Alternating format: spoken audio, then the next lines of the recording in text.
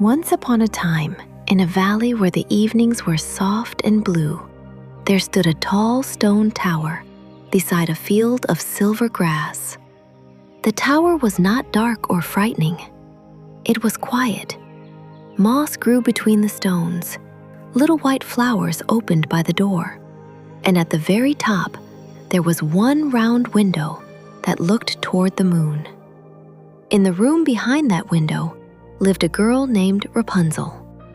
Rapunzel had very long golden hair, so long that it fell over her shoulders across the floor and sometimes curled beside her bed like a sleepy sunbeam. Every morning, she brushed it with a wooden comb. Every night, she braided it slowly, whispering the same gentle words: slow, brave, kind, free, home. Rapunzel liked words. She liked the sound of rain on the roof, the smell of warm bread in a basket, and the tiny birds that rested on her windowsill. She liked drawing maps on old paper and reading the same little books again and again. She knew the names of the stars she could see from her window, but Rapunzel did not know the forest path below. Long ago, when she was very small, a woman named Mirabel had brought her to the tower. Mirabel was not a monster. She was not loud or cruel. She was a lonely woman who was afraid of the wide world. She believed the tower could keep Rapunzel safe from every sharp stone, every cold rain, and every unknown road. "The world is too big," Mirabel would say as she came with bread, fruit, clean water, and books. "Stay where it is quiet. Stay where I can find you." Rapunzel would look down at the green hills and answer softly, "The world may be big, but I am growing too." Mirabel would sigh, kiss Rapunzel's forehead, and leave before sunset.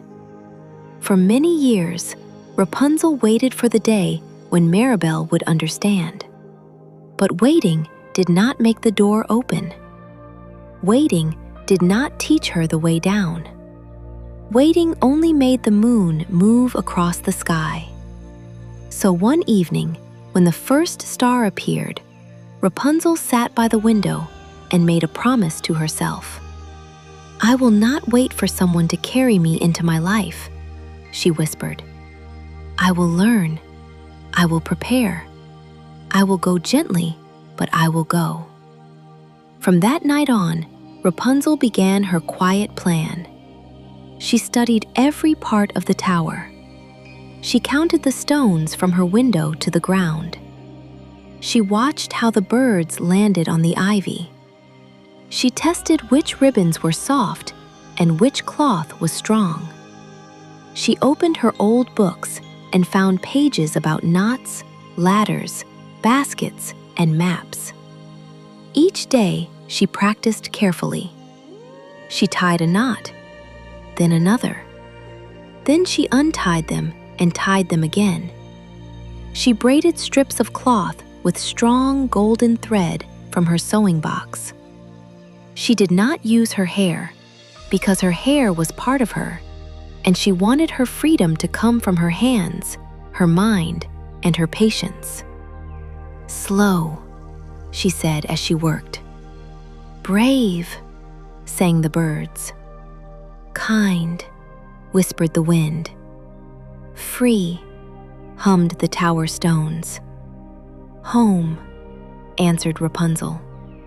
At first, the rope ladder she made was too short. Then it was too loose. Then one knot slipped when she pulled it with both hands. Rapunzel frowned, took a deep breath, and began again. She did not call herself foolish. She simply learned. "That knot was not ready," she said. "So I will make a better one." When Mirabel visited, Rapunzel did not hide her drawings. Instead, she left one small map on the table. It showed the tower, the hill, the field, and a path leading to a village with little round roofs. Mirabel saw it and became quiet. "Why draw roads?" she asked. "Because roads are real," said Rapunzel, "and I want to know them. Roads can be confusing. Then I will learn to read them. The forest can be dark. Then I will walk in daylight. You may feel afraid." Rapunzel nodded. "I may, but being afraid is not the same as being unable." Mirabel had no answer for that. She placed a loaf of warm bread on the table and left with slow steps. That night, Rapunzel did not feel angry. She felt sad for Mirabel's fear. She also felt a small golden light inside her chest, the kind of light that appears when a person tells the truth. The next morning, Rapunzel made a little traveling bag. She packed bread, 2 apples, a blue shawl, her smallest book, a wooden comb, and the map she had drawn herself. Then she stood at the window and looked at the valley. The grass moved like waves.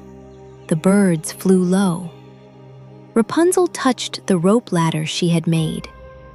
Every knot had been checked. Every strip had been tested. Every part of it had been built by her own careful hands. She was not running away from love. She was walking toward life.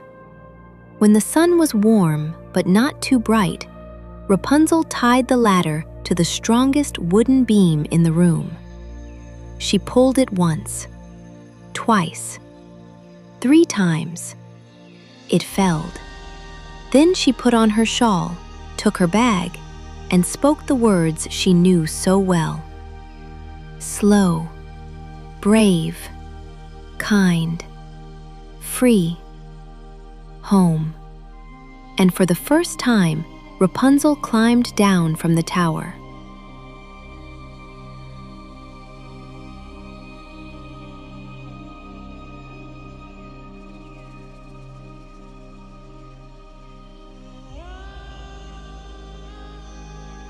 Rapunzel climbed slowly. She did not hurry. She held the rope ladder with both hands and moved one foot, then the other, while the wind brushed her cheek like a quiet friend. Halfway down, a little bird landed on the ivy beside her. "Not now," Rapunzel whispered with a tiny smile. "I am concentrating." The bird chirped once, as if it understood. Step by step, knot by knot, breath by breath, Rapunzel came closer to the ground. At last, her shoes touched the grass. For a moment, she did not move. The earth was softer than she had imagined. Rapunzel bent down and placed her hand on the ground. The world was not a picture anymore. It was beneath her feet. "I am here," she said. The valley did not shout. It welcomed her softly. Rapunzel folded the rope ladder and left it by the tower door, not as a secret, but as a sign. Then she followed the path she had drawn on her map. She walked in daylight, just as she had promised. She noticed everything: a snail crossing a stone, a butterfly opening its wings, a stream singing over smooth rocks. The forest was not as dark as Mirabel had feared. It was green and breathing. Sunlight fell through the leaves in small, bright pieces. Rapunzel marked her way with little ribbons tied to low branches, so she would know how to return if she needed to. After a while, she reached the stream she had seen from her window. It was wider up close, but not wild. Flat stones made a gentle crossing. Rapunzel tested each one before stepping forward. "Slow," she whispered. The water answered, "Slow." "Brave." The leaves answered, "Brave." "Kind." A bird answered, "Kind." "Free." The sky answered, "Free."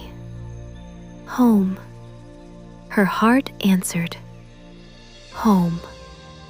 On the other side of the stream, the path opened into a meadow. At the edge of the meadow was a small village with round roofs, blue doors, and laundry moving in the breeze. A baker was sweeping flour from his doorstep. An old woman watered red flowers in clay pots. No one said, "Who rescued you?"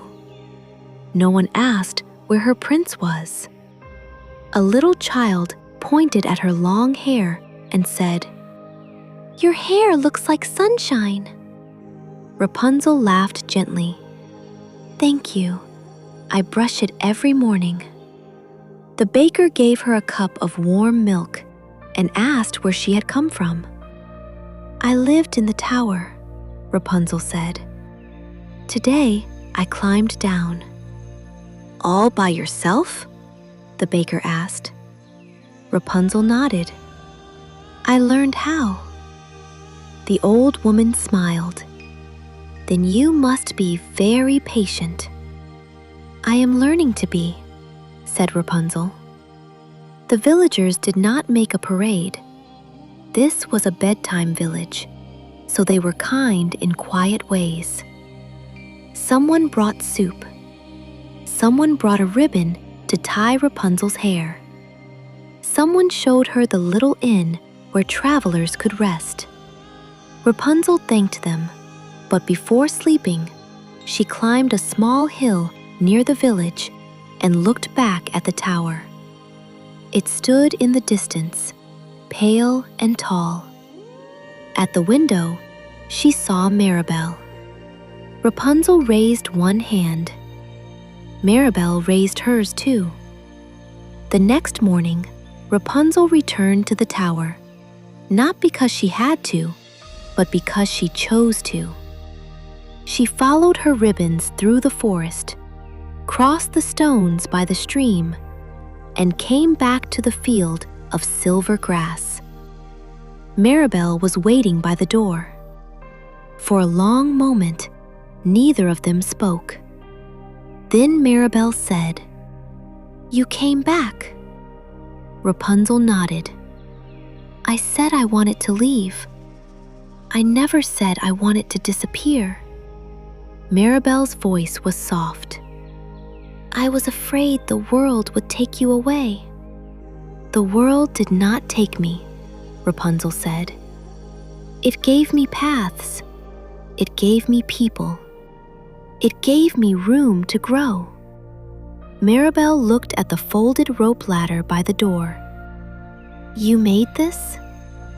"Yes, with my own hands, my own patience, and many imperfect knots." Rapunzel stepped closer. "You tried to keep me safe, but safety cannot mean never moving. Love cannot be a locked door." The words floated between them like dust in sunlight.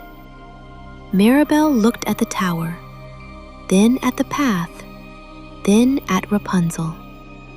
Can an old heart learn a new way? Rapunzel took her hand. Slowly. So they began slowly. Together, they opened the tower door every morning. They planted herbs beside the path. They placed bright stones along the safest road to the village. Mirabel learned the names of the neighbors. Rapunzel learned how to bake round loaves, mend traveling cloaks, and read maps larger than her table. Some days she slept in the tower, where the moon looked close and familiar. Some days she slept at the village inn, where she could hear soft voices downstairs. Rapunzel did not become brave all at once. She became brave the way morning becomes day, little by little, light by light. And whenever a child in the village felt afraid of trying something new, Rapunzel would sit beside them and say, "You do not have to rush. You do not have to be fearless. You can begin with one careful step." Then she would teach them the words that had carried her from the tower to the valley, from waiting to choosing, from quiet dreams to open roads. Slow, brave, kind, free, home.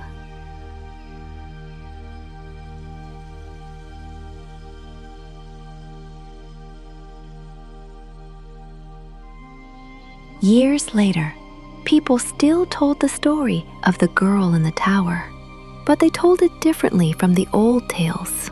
They did not say, "Rapunzel waited."